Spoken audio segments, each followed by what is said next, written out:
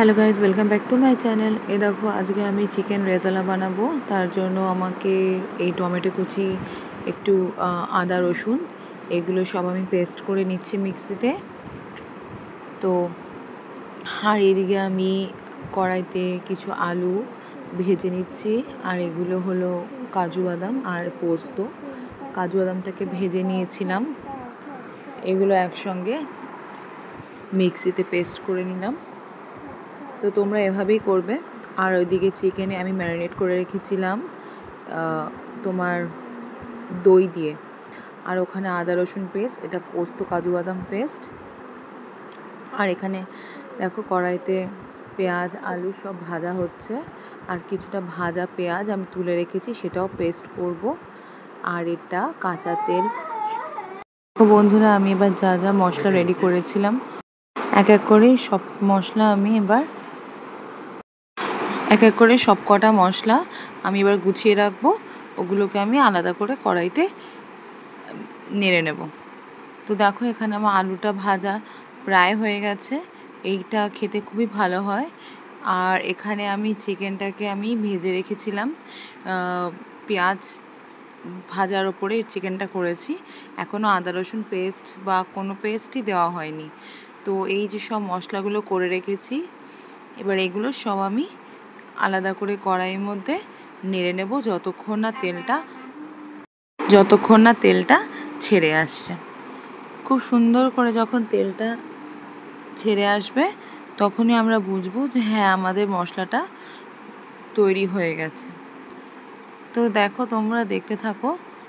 এবার আদা রসুন পেস্টটাও দিয়ে দিলাম, দিয়ে সব কিছু সুন্দর করে নাড়তে নাড়তে তেলটা পুরোটাই ছেড়ে আসবে।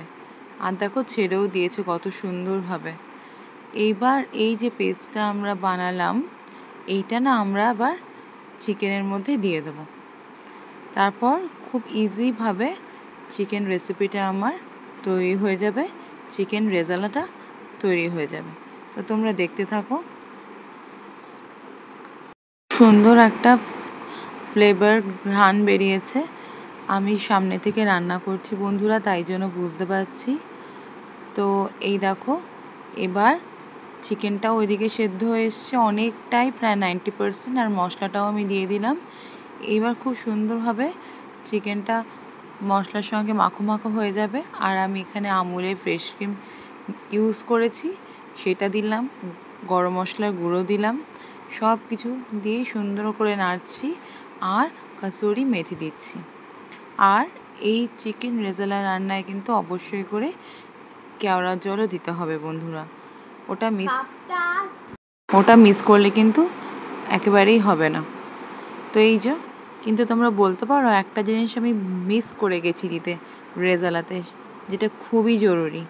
সেটা হলো চিকেন রেজালাতে আমি চিনি দিতে ভুলে গেছি। আর এই দেখো, এর মাঝখানে আমি রিলস বানাচ্ছিলাম একটু। কি করব, রিলস তো বানাতেই হয়, তাই জন্য সময় বেশি আমার হাতে থাকে না। এটা ওটা অনেক কিছুই থাকে আমার করার। তো রান্না করতে করতে বন্ধুরা রিলস বানাচ্ছিলাম। তো এই আর কি। এই দেখো, আমি এবার এর মধ্যে সুগার অ্যাড করে নেব, যেটা আমি দিতে ভুলেই গেছিলাম, পরে আমার মনে পড়েছে। কারণ এটা রুটি বা পরোটা দিয়ে খাওয়ার জিনিস। তো আমার রান্নাটা রেডি হয়ে গেছে বন্ধুরা। ভালো লাগলে লাইক শেয়ার সাবস্ক্রাইব করে পাশে থেকে